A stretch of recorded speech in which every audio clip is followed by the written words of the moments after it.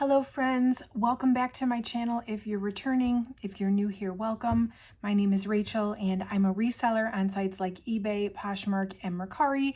And today's video is my weekly sales update for week 2 of September 2023, so September 7th through the 14th. So if you want to see what are my highest sales this month, definitely stick around. So I've got a few updates for us too this month. I've got some really cool stuff coming up in my reseller life. So number one, I am beta testing the List Perfectly Pro Plan Plus. So I've been a List Perfectly user since 2020, so a long time now, and I love it, and it's how I manage my inventory across multiple platforms. But they invited me to beta test their Pro Plan Plus, which has a lot of new features that not even the Pro Plan has. And let me just say, I'm absolutely loving it. There's a whole new layout, and I will definitely make a video about the new plan once I'm allowed to, once it's available to everybody. But just as an update from last week, because this just happened over this past week, last week I talked about hiring a VA to write out my descriptions. I may not even have to do that anymore with this Pro Plan Plus. So that's super exciting. The other super exciting piece of news, I've been invited by HelpsySource to come tour their warehouse and speak as an industry expert at their industry night event next month. So I will be flying to New Jersey, touring the HelpsySource warehouse, getting a look into how they sort their inventory and what their process is, and then taking part in an industry panel discussion later that night. They did invite me to record and take pictures as much as possible. So I'm so excited to get that inside look. And of course, I will share with you on this channel what I find out and what I get to see about the inner workings of Helpsy, because, you know, it's been like my biggest source of inventory for my business over the past year. So super exciting news. Certainly consider subscribing to my channel if you want to see either update when I'm able to give you. And big stuff happening. So I'm very excited to share that with you in the upcoming months.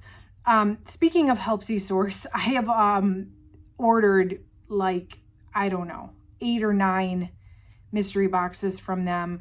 I am gearing up for Q4 over here, like hardcore gearing up for Q4. And speaking of Q4, somebody had asked me a question in a comment on one of my videos about how I strategize for Q4. And I read the comment on my phone and I wrote out this long answer, and then I got an error when I went to post it. And then when I came back to my desktop to try to find the comment to answer, I couldn't find it. I still can't find it. So if that was you that asked me that question and I never answered it, I'm really sorry. I try to answer every single comment that I get. I read every comment that you guys leave me. I try to answer every single comment, and I feel terrible because I really did want to provide some insight for whoever asked me, and I can't find the comment. But what I decided to do is actually just make a whole video about kind of Q4 strategies and where my mind is at and what I kind of do to make sure that I get the sales volume that I want during that time. So stay tuned for that as well. As far as content for this video, I'll share my top 15, but I also like to share a little tidbit or strategy. But somebody had suggested to me to maybe go over every single sale I had that week. And I feel like that kind of video would be very long. For example, this week, I would consider it probably one of my slower weeks.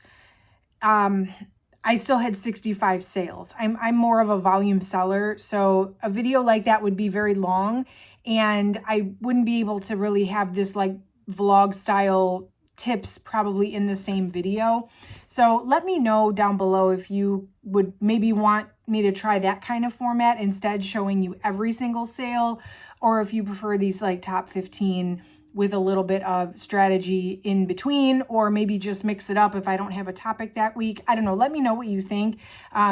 I know some people prefer longer videos, so they might be interested in a video like that, but I want to just kind of see where, you know, my viewers are, what you would prefer. So definitely let me know down below, and I will tweak as necessary. In the meantime, if there are topics that you would like me to cover in these videos or just on my channel in general, you can put those in the comments as well. I've got a nice list going of different topics to discuss. Some I may be able to talk about here, some I feel might be better off going in its own separate video, but either way, let me know down below. The one that I'm going to address today was asked a few weeks ago, and that is, how do you deal with tedious tasks, right?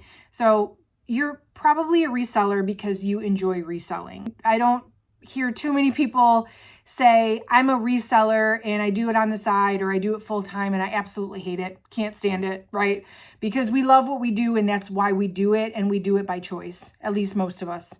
But there are tedious tasks, and you're not always going to love every aspect of every minute of every day and every task that you have to do. And I agree, there are certain reseller tasks that I just don't like doing. And so, yeah, you do have to kind of self-motivate to do the things that you love doing, like sourcing, thrifting, etc. And then the things that you don't like doing. So, my answer to that is pretty simple though. Like, honestly, and again, I feel like a lot of people brag that they're like type A and pay attention to detail and do everything like super strategically. And I'm not that person. Okay. I'm just not. I mentioned that in my reseller room tour. If you watched that video, if there's things I don't like doing, like I just avoid doing them. Okay. Maybe avoid's not the right word, but it sort of is. Like, for example, I do not like cleaning shoes. And sometimes I can find really, really good shoes that are needing some TLC, and then you need to clean them if you're going to sell them. And I would pick them up anyway, and then I would let them pile up, and I would have 3 months worth of dirty shoes before I would actually like make myself clean all the shoes. So now I just don't buy dirty shoes. Like, if a pair of shoes needs cleaning, if I'm not going to make like several $100s on that pair of shoes, if it's not going to be a really, really profitable sale, I just don't pick it up, right? The same thing with like sweaters. I don't like pilling. I don't like shaving sweaters. I don't like taking the time to sew things. I don't know how to sew things anyway, but I don't like taking the time to try. So I just make the decision that for me, I don't find joy in those tasks. And so even if I do encounter items that need to be cleaned or need to be, you know, shaved or whatever, I just kind of don't do it.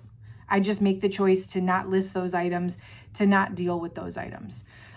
So don't feel like just because something falls in your possession, especially with mystery boxes, right? That happens all the time.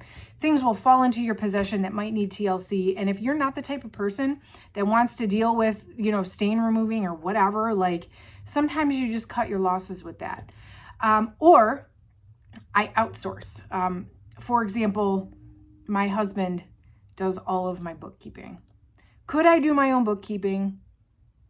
Yeah, I could. I did for a long time, but I really don't like to. I don't pay super attention to detail all the time, and I am going to make a video showing you how I keep track of like when I do my 90-day updates and stuff, but he is much better at that and he enjoys doing that, and so he takes that piece on for me. And if he wasn't willing to or able to, or if he wasn't around, like I would do it, but I would maybe outsource it elsewhere to maybe an accounting service or just somebody else that could manage it for me properly, because, you know, having accurate numbers during tax time is very, very important. So some things I outsource. I don't love writing descriptions on listings. And so recently I outsourced that to, a VA, at least some of it. So those sort of tedious things, I do try to outsource when I can. But otherwise, if it's a task that I have to do, that I just don't really want to do, I've been putting it off, what I usually will do is just set a time and date that I'm going to tackle the task. I really don't like photographing on my dress form. It's annoying to pull the dresses on and off the thing. It takes a lot of time for me to get it sitting right, because the dress form is like so small. It's like a size 00, and then any dress bigger than that like looks frumpy sometimes, and it's a lot of on and off, and I can't get through that quickly. So I don't love photographing on my dress form.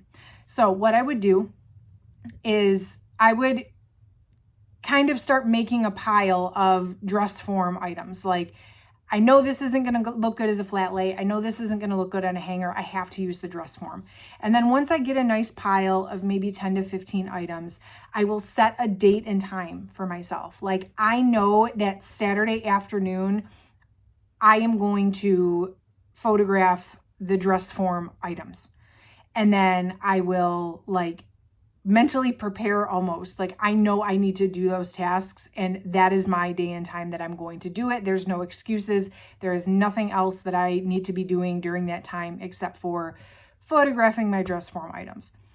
And then once I do have that done, I will either take the rest of the day off. And depending on what else needs to be done. I mean, sometimes I will just say, like, as a reward, I basically have to reward myself. As a reward, I'm going to take the rest of the day off. I'm going to do something with my family. I'm going to relax. I'm going to enjoy something other than reselling. Or I will task myself with something I really enjoy doing.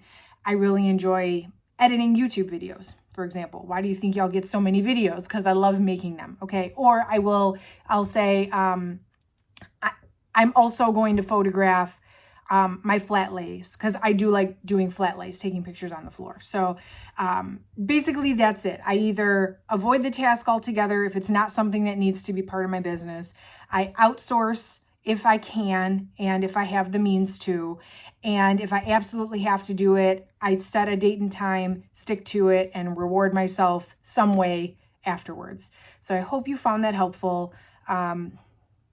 Let me know, what are your strategies for coping with tedious tasks and making sure that they get done, because I know we all have those tasks that we just don't want to do, and therefore we don't do them. So definitely let me know down below.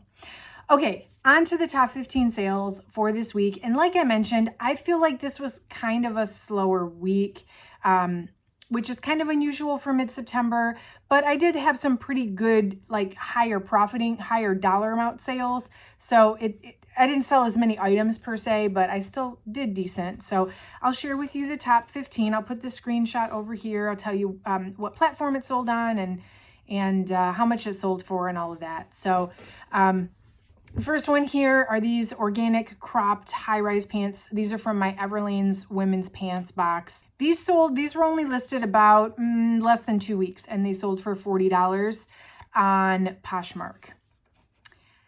Out of my Everlane sweaters box, this was a long sleeve crew neck sweater, size extra small. I had 2 of these, so you'll see them both on the countdown. One was new with tag, one was new without tag. This one is the new without tag. This one sold in about 5 weeks on Poshmark. This was a $40 sale. I think somebody sent me an offer on that one. I had a pair of Good Classic jeans. This is out of my Good American, I think the box is called Ready to Wear. I received a couple pair of this same exact style of Good American jeans in that box, and this is the second one to sell. So this was a $40 eBay sale. And these sold in about 6 weeks. Then I had the Madewell Easy Fit navy blue button-down shirt. This was out of that recent Madewell J. Crew new with tagging customer returns box that I didn't love. This one was one of the more substantial pieces in my opinion, and this one sold for $40 on Poshmark. I did go back and forth with several lowballers on this item before somebody sent me, I think I had it listed at $50 and somebody sent me a decent offer. So I just accepted it, and it was not the people that were lowballing me. Then I had a pair of corduroy wide leg pants from the Everlane women's pants box. These sold for $41 on Poshmark. These sold in about 5 weeks. That box is doing pretty well. And you know what? Let me just go ahead. I'm going to go ahead and address the elephant in the room. Okay. Or maybe if you don't know this yet, now you will. Helpsy Source has raised the prices, in my opinion, rather significantly on the Everlane boxes. Now, here's the thing. This is the name of the reseller game. This is the law of supply and demand. The boxes were on the site for what they were asking. They were selling out immediately. Okay. A smart business would adjust accordingly, according to demand, right? So does it suck that the prices went up? Yes, because as a reseller, my profit margin is going to be lower if I pay more per item. Okay, that's just how it works. But as a business, do I respect their decision to do that? Yes, I think that the way the boxes were priced before allowed for a large profit margin for resellers, and I can't blame them for wanting more for what they're worth. So that being said, I've got 90-day updates coming up on some of the boxes that they have raised the price on. So I am going to be looking at seeing, like based on the new prices, would these boxes still be profitable? So I'm yet to find out, but I will tell you, and you'll see by this countdown, like so many of my top selling items are these Everlane items from Helpsy. So generally speaking, I think that although my profits are not going to be as great, obviously if I pay a little more per item, I still think there might be room for a decent profit at the new prices. But like, make sure you stay tuned for those 90-day updates. I am going to kind of talk about that, as I do them. And actually, I have the men's denim 90-day update I'm filming today.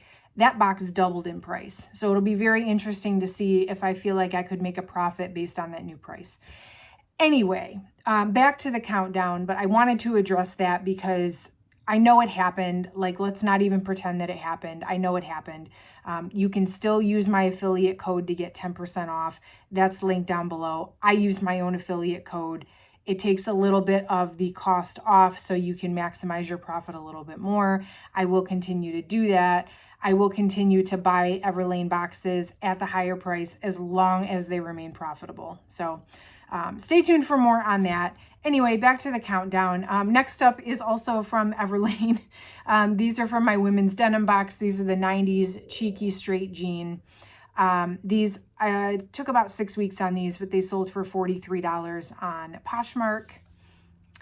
And next up is that new with tag version of the cashmere crew neck sweater. This one sold, actually, I think the same day or the next day after the other one, but this one sold for $45 on Poshmark.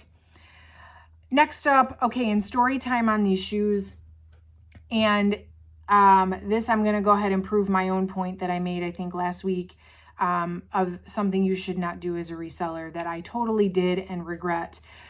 So these are nautical style, like just flats, espadrille slip-on shoes from the brand Stubbs & Wooten, which is apparently a higher end brand I'd never heard of before, but comps looked really great. Actually, that's a lie. I couldn't find any comps on this exact pair of shoes, but similar styles, comps were pretty high. So I think I paid $6 for them, and I went ahead and picked them up, and I listed them, I don't know, $150 or like over $100. I just thought I was going to get all this money for the shoes. They were getting some interest, but like no one was actually buying, and I kept lowering the price as closet clear out days came along, and still nobody was buying. And then I got an offer for $50. And I countered a few times back and forth, and then eventually the customer just like declined it. And then like 2 weeks later, I got the same offer for $50, and I counted back and forth. Same person came and offered me $50 again. I countered. Finally, they just declined my offers. And I'm like, dude, I'm not selling these for $50. I know they're worth more. So fast forward a few more months and I've now lowered the price again, like 3 or 4 more times. And finally, I did a closet clear out and the price at that point lowered to $48. And that's when somebody purchased them. So I could have made $50 like 5 weeks ago, and instead I sold them for $48. Like, sometimes your first offer is going to be your best offer. Sometimes your first offer is going to be your only offer. So in hindsight, I wish I would have just like accepted the $50 and sent the shoes off, and I still would have made $6 into $50, a really decent profit. And I wouldn't have had to continue dealing with those shoes for another 5-6 weeks. So lesson learned on that one. Even though that I give that advice all the time, I still did it myself. Not my proudest moment. Anyway, moving on. The next are these pair of redone 70s low-rise bell-bottom jeans. And I got these from the New Without Tag outlet website. These were a $48 Vestiaire sale. And I don't make too many sales on Vestiaire, maybe 1 or 2 a month, but hey, I'll take it. I do list anything that's like higher item, higher dollar. I do list on Vestiaire, and I definitely did not get what I wanted for these jeans. I had them listed over $100, but you know, at this point, they've been around a while.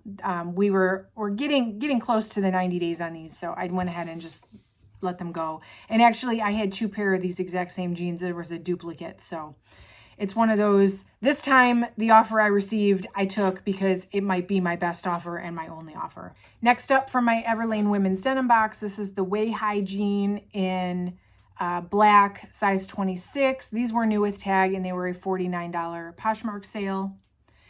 Then I had a pair of the Way High drape pant in sandstone. These were a size 00, so I thought I was going to have a hard time selling these, but they were a $50 Poshmark sale. These again too, I had them listed a lot higher. I think I started them at like 85, but I felt that $50 was a fair offer. Not quite as much as I wanted, but again, based on the size, based on I need to stop holding on to stuff and not accepting offers, I just went ahead and took the $50. Then I had a pair of barrel pants, and I've heard the barrel pants do really, really well from Everlane. My women's pants box only had 1 pair, and it was this pair. Again, I listed them way higher than $50, but they sold for $50 via offer. Not mad about it. I still made a pretty good profit on them at the end of the day. Here's another sweater from my Everlane sweaters box. I'm telling you guys, the Everlane is still selling hot. And as we get into even cooler months, it's only going to start selling better, honestly, at least as far as my predictions go. This was a recycled cashmere cropped cardigan. This was an $85 Poshmark sale. This one I think I had listed at like $140 or $130. So $85 was still a decent offer to me. Here's another pair of redone jeans. These are the 90s high-rise loose jeans, size 25. These sold for $100 on eBay. I think I had these listed somewhere around $149, $159. But again, $100 for a pair of jeans is an excellent profit margin. So I went ahead and took it. And the highest dollar sale for last week was this formal gown from Aina MacDougall, which came from my Quick Lots box, my Quick Lots fashion box, which I think if I remember correctly, I was not super impressed with that box at all. But there was this one dress that took me forever to photograph because I had to put it on the dress form. But once I finally did list it, it got a decent amount of attention, and it was a $189 sale on Poshmark. It was only listed about 3 weeks, and then it sold. So there are my highest sales from last week. I keep forgetting to put my dud sale. I think the last 2 videos, I totally forgot the dud sale. So here's a dud sale for you. I bought a while ago. It was a box of BCBG and BB. It was from Boutique by the Box, and the cost of goods was super low. It was like $3 per item shipped. So I was like, oh, okay, cool. Like new tag stuff that's really low cost of goods. So let me go ahead and buy it. So this stuff, not that it wasn't good stuff, but it wasn't in demand. And so like it sat around forever and I made like triple my money. But if you triple like $40, like you made $60 and you took a whole lot of work to get there. So it was one of those things like I tripled my money, but it still wasn't really a good investment because of how much time it took up. Well, anyway, I realized when I was working through like rotating out some inventory, I realized that there was a little seamless bra that I had 2 of them, and I sold one and then I never like listed the other one. And so I realized I had that sitting here and it was never listed. So I probably after 6 months of it just like sitting here not listed, I did realize it and I listed it, and it actually sold in only one day. It was a $9 Mercari sale. So at least it's out of here. I can't tell you how many times I moved that thing around and just looked at it and got mad that it was still here, and I didn't even have it listed. And then when I did list it, it sold in one day. So that is the dud of the week, 100% for sure. All right, so that is it for today. I hope you enjoyed today's countdown. Please let me know in the comments what your top sale was for last week. And if your sales are starting to pick up, or are you still feeling a little slumpy from August, definitely let me know how you're doing out there. I'm certainly curious to know. Again, make sure you subscribe if you want to see my upcoming videos. I'm super excited to share with you all of these Everlane unboxings I have, and then also some more strategy type videos that I have coming up. Hit the like button if you have not already. That certainly helps out my channel, and it lets me know that you like this kind of content. And that is it for today, friends. Thank you again so much for watching. I will catch you in the next one.